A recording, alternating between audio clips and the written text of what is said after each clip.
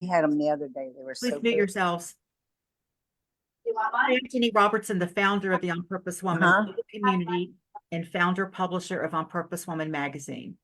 This is the speaker portion of our Connections Over Coffee gathering of the On Purpose Woman global community. Cheri, can you take care of that, please? Thank you. Cheri Martin is speaking on embracing change, navigating transitions for personal and professional. Where's she going? Cheri Martin is known as the social visionary for her approach to the art of social networking, is a LinkedIn coach, trainer, speaker, social media strategist, and founder of the LinkedIn Mastery Jumpstart program. With more than 26 years of online marketing experience, Cheri assists her clients and audience in eliminating social media overwhelm with easy relationship marketing strategies and simple systems so that they can increase their visibility, credibility, and profitability on LinkedIn. You can visit Cheri's website on socialvisionary.com. That link is also in the text of this video. And while Cheri is our LinkedIn expert, she is speaking on something a little more personal growth-wise today, and we're all excited to hear what Cheri has to say. So Cheri, whenever you're ready, thank you for being here. Thank you, Jenny. I think I'm going to start, as Sandra says, breathe. Just breathe in and breathe out, because you are absolutely right. We'll start with a quote today by Jack Canfield. He says that change is inevitable in life. You can either resist it and potentially get run over by it, or you can choose to cooperate with it, adapt to it, and learn how to benefit from it. And I like how Jenny added a little bit of that today before we got started here on the recording, was change is inevitable, but suffering is optional. We have a choice in how we adapt to this change. And, as an entrepreneur, have you ever found yourself on one of those roller coaster rides of change? Some are anticipated and some not so much. And, the question I asked in our breakout room today was, how well do you adapt to that change? Some of the responses did not surprise me. I mean, it definitely, self-care is right up there. We need to make sure that we're taking care of ourselves as we are going through a lot of change. And I know that that is a lesson I have really had to learn a lot over these last few years. And then also being flexible, because, we know it's there, and we can't, if we don't kind of take it and work ourselves through it, we can get very frustrated. And then, of course, be prepared. I mean, it's going to be, we know that change is not just inevitable, it's constant. It's always happening. I don't think there is a day that goes past me, especially these days, that I don't have some type of change that I have to tap into and work through. And it can be scary. I mean, when it takes us out of our comfort zone, like today, like I am really out of my comfort zone today, because as Jenny said, I'm usually sharing things about LinkedIn. And in fact, I'll be here next week on doing one of the featured member spots and just talking about some of the changes that are happening in LinkedIn. And boy, I'm happy and very much in my comfort zone then. But, change can be exciting as well, though. And it does present to us some new opportunities for growth and innovation, definitely. I was sharing in our little group that Darlene McGee, who is my guest here today, a very good friend of mine from Florida, she actually did, a thing during COVID. She moved her salon to another location in the middle of COVID. And that was a big change for her. But it was an exciting change as well, even though it was scary. But it had to be done. We have to sometimes just dig in. In fact, I like what Darlene said, she just had to put those big girl panties on. And how many of us women have had to do that many times when we are faced with some of that adversity and the change that is coming our way? These last couple years have presented a number of changes for me in my life and in my business. And the one that I resisted the most was in 2018. When my husband, also my business partner, he was diagnosed with early onset dementia.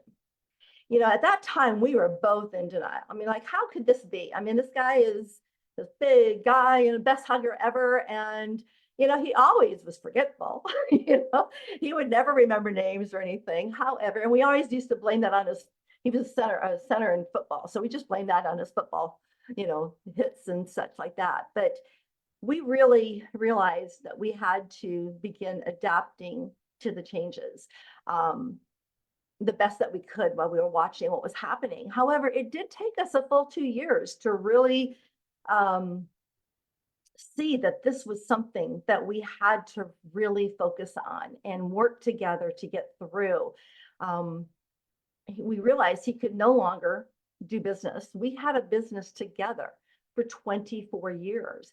Well, when I closed it, it was actually 22 years that we've been working together since 1998. And I had to come to that decision about 2 years after his diagnosis that I had to close this business.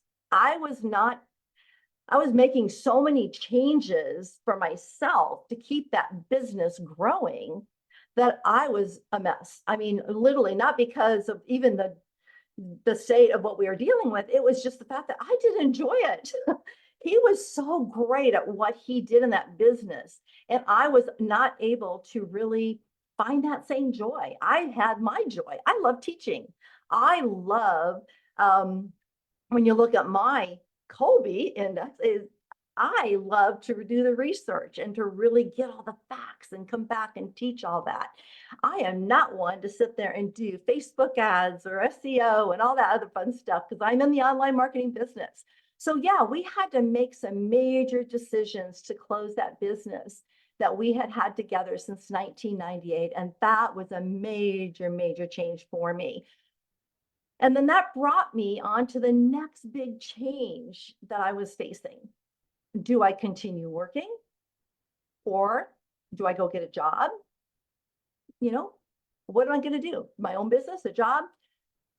I decided I just no way. I'm not a good employee. I've been had my own business with my husband since 1998. So I began my Solopreneur LLC in May of 2022. Now, facing the challenge of running a business alone, becoming my husband's caregiver at the same time, and having to be in charge of the day-to-day household and business decisions was really tough for me. There were many, many times I just felt like quitting. I mean, I was like, why am I doing this? What is the purpose? Am I really making an impact for anyone, or am I just doing that because I feel I have to do it? Well, again, I knew that I was going to make it work though. And the only way for me to do that, I had to choose to cooperate with this change. I had to see my value. I really had to dig deep and see the value that I had, not only as a caregiver for my husband, but nurturing my children. They're all growing, but still being their mom and a grandma. I knew that I also wanted to make an impact for others, because when COVID hit, I had so many people reach out to me and ask me to help them with their networking and how to use LinkedIn. And that is something I thoroughly enjoy doing. So I made that change. I adapted. Again, all making decisions. And I will say decisions have never been easy for me. I made so many bad decisions along the way that I felt I was not a good decision maker until recently. Because a year ago, we decided to make one of the biggest changes ever. We put our Florida home up for sale. And that first day it was on the market, we had a full listing offer. That was on May 4th, almost a year ago now. My gosh. And the rest of the month was crazy busy. And on June 7th, we closed on our home. And we found out that day that was actually 22 years. 22 years or 23 years, I'm sorry, from the date that we actually bought the house. We bought it on June 7th in 2000. So I saw everything lining up. Everything was coming and happening for the way it was supposed to. When we closed on June 7th, we stayed in town for about a week, and then we headed up to Tennessee. We had no home. We didn't really know where we were going to move to. We just knew that we loved Tennessee, and that was going to be where we were going to land. So within a week, we were in an extended stay in East Tennessee and began the search for our home here in the area. And believe it or not, we found the third house that we looked at, we found it, and we were closing on June 30th. I mean, that's how fast it was. And the movers came on July 1st. Everything was aligning. So I realized, wow, I'm pretty good at this change thing, right?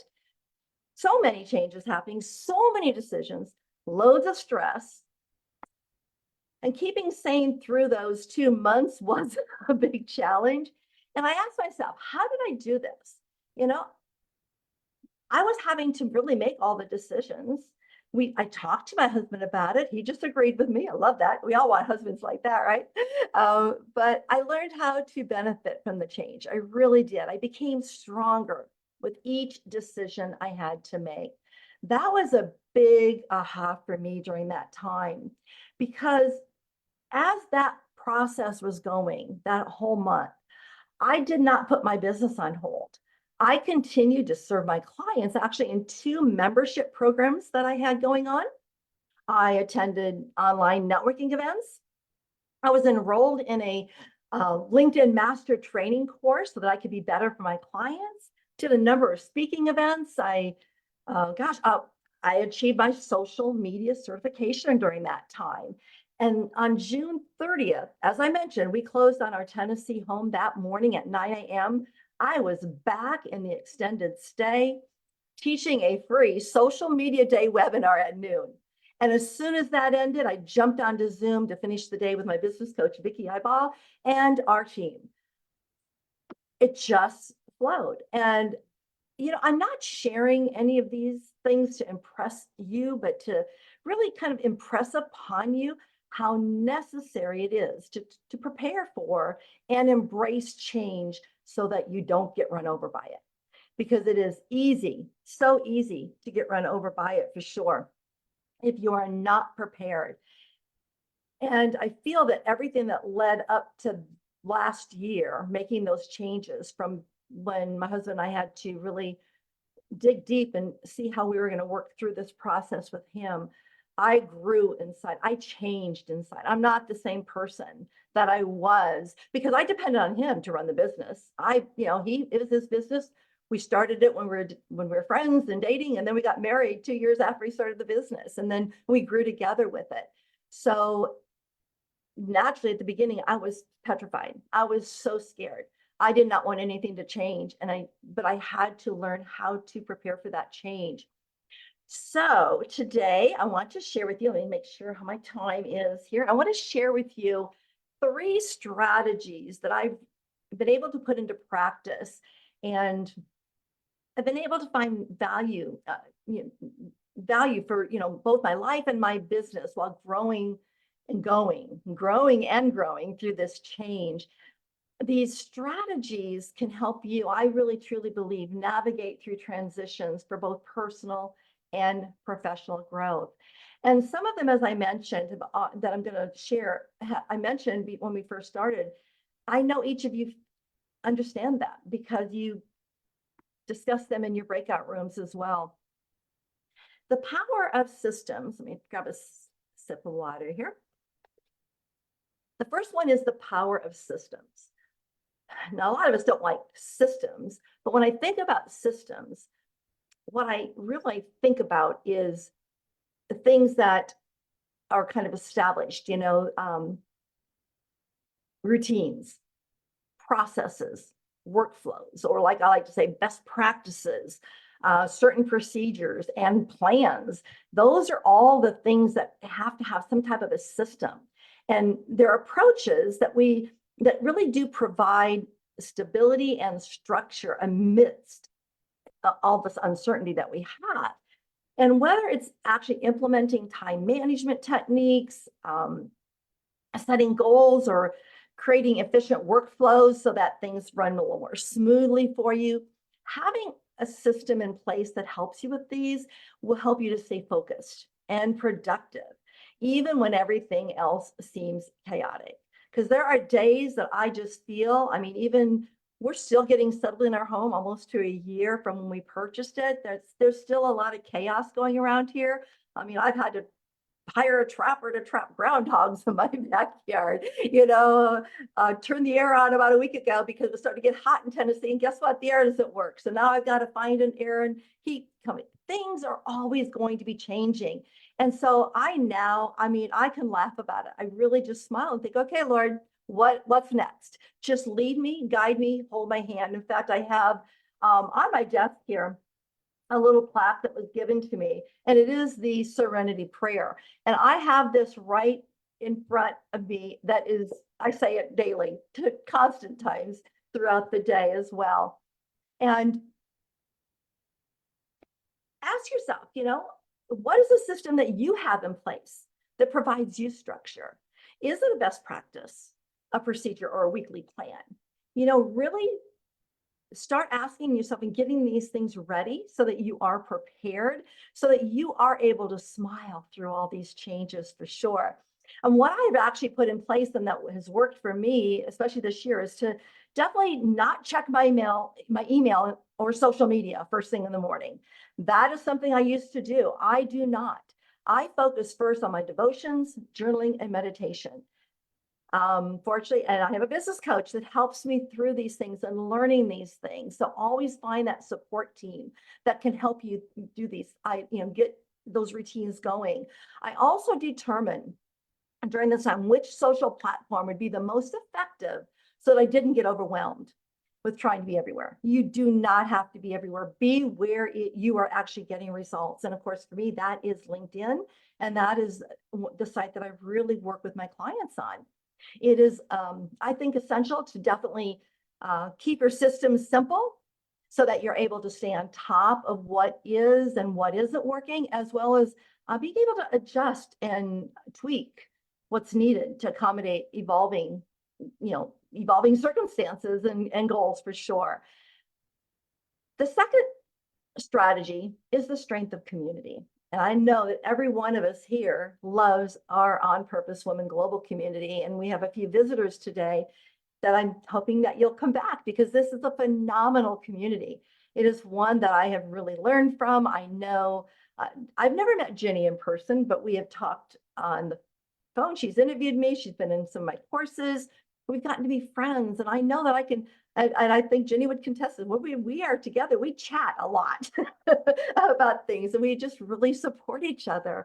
And I find that having a strength of community is another crucial strategy for navigating transitions, really surrounding ourselves with a supportive network of mentors, peers, and friends who can definitely provide us invaluable guidance, encouragement, and perspective during challenging times.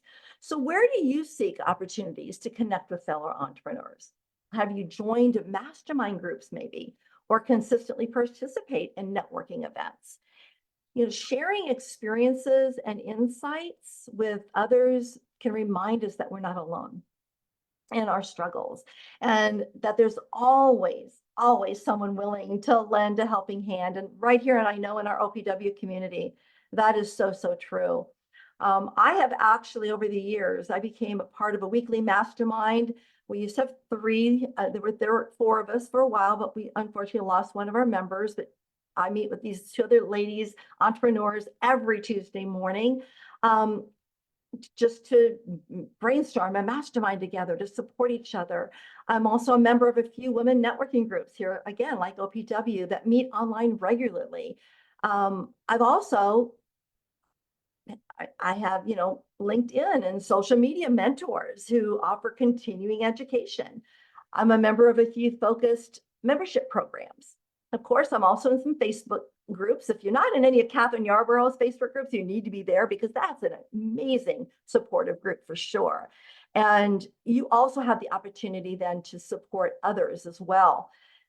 Church is very important to me. One of the first things we did when we moved here was to find a church community that we can be involved in. And of course, I'm really blessed with a lot of great friends and a big family too. So I know that I have that community and I can reach out to them. And without my community, I don't believe I would have the strength that I have today. It is key to both personal and professional success. So don't ever hesitate to lean on your community for support and advice and be there for them as well. I have found that really just sometimes having someone to listen to your challenges can really make all the difference in how you navigate through that change. Some of them may have experienced it prior, some of the same challenges you're having. So tap into that community and be loving back to them as well. Now, the third one is one I know we all agree on, and that is the importance of self-care. Now, during times of transition, it's easy to neglect our own well-being as we focus on adapting to new circumstances and overcoming challenges. However, I do know that prioritizing the self-care practices such as meditation, exercise, mindfulness, they are essential for definitely maintaining our physical, mental, and emotional health. So do you take time to recharge and rejuvenate? I was just telling Richie the other day, you know what? I really want us to go get a couples massage. We have not had a massage since we moved up here. You know how many boxes I've lugged? I am so in need of one, and I think I'm going to treat him to one too, And it's just, to me, it helps you to approach change with clarity, resilience, and of course, a positive mindset. And that is the one thing I have really worked on through all these changes over the years. And anytime anything comes up now, I just keep smiling. I feel that when you put a smile on your face, it definitely changes your mindset. Yes, it's still back there. You have to do it. Jenny knows I'm always talking about these to-do lists. And boy, I will tell you, I am so excited that my to-do lists are almost to done. And it is exciting, but it has been always on my mind, but I don't allow it to affect my mindset. Now, I will say the area of self-control was really hard for me it's hard.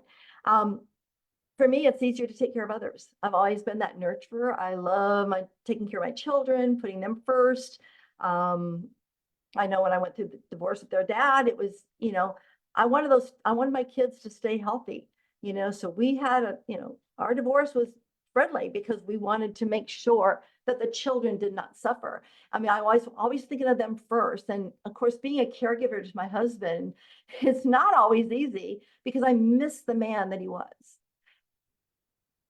I see him disappear before my eyes, and it's hard, but I know that he's still the fun, loving guy, the best hugger ever. That I have found that some days, though, that I was just too tired to take care of me after taking care of him. So I've had to really work hard to put in place some non-negotiable things with myself. I'm really focusing on drinking more water, eating healthier, walking daily if possible, or moving my body somehow. I'm in Dr. Carla Johnston's Dynamic Decades, another little mini mastermind group at the Ernestines here. And Jenny, we're in there together for women over 60, I think, is our age group. But we really focus on what we can do to make aging exciting and fun. We are all aging, and that's a change in us, right? So we need to continue to stay positive with that. And also, I am really working hard for me time. I never done that. It's something new for me. Big change. I also made sure as we have transitioned here into our new community to make sure I established those medical and dental teams and all that fun stuff for myself. My husband, he's a 100% permanently disabled vet. So I'm all, had to get established at the VA here. All these changes, I kept putting them first. So now I'm putting me first, because without me putting me first, I really cannot be the best that I can be for my husband or my family, my friends. So I have to remind myself daily that self-care is not selfish. It's necessary. And by taking care of me and you taking care of yourselves, we're better equipped to handle whatever those curveballs are that can get thrown our way so many times. Okay, well, we are coming near to into my time here, and I just want to end by our time together today to just remind you that navigating transitions as an entrepreneur does require resilience, support, and adaptability. By embracing change, though, and establishing systems, cultivating community, prioritizing self-care, it is a whole lot easier to navigate through even the most unwelcome change with grace and confidence, and never be afraid to put those big girl panties on, because those things can really keep us up and going and growing. So yeah, change is inevitable and change is constant. Change, it's never going to stop. But with the right strategies in place for our entrepreneurial journey, we not only can survive, we can thrive. I don't want to survive. I want to thrive.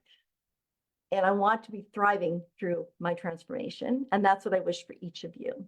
So I thank you for allowing me to come forward and just share things that have been on my heart lately, because I know that if I do not focus on how I can be better, I am not able to be better for my clients.